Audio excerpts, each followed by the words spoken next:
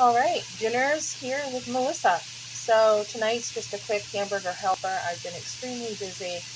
This is my time to take a little rest before I go to the gym. Um, Cook once a day. Just cook once. Just cook your dinner and have your leftovers for lunch. I still have leftover spaghetti here. So just do one meal a day. Stay on top of the groceries. Just stop at the store daily. It doesn't take that long. You don't have to buy other stuff. Just pop in and think, what do I want to eat tonight?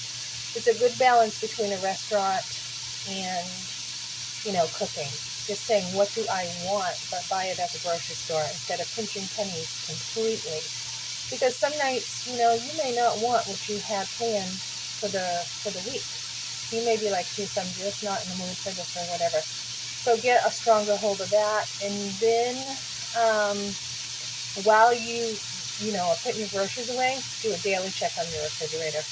Check it. Say what needs to go, what's okay, what do I need to buy next. One time a day, one habit, and it gets you very far.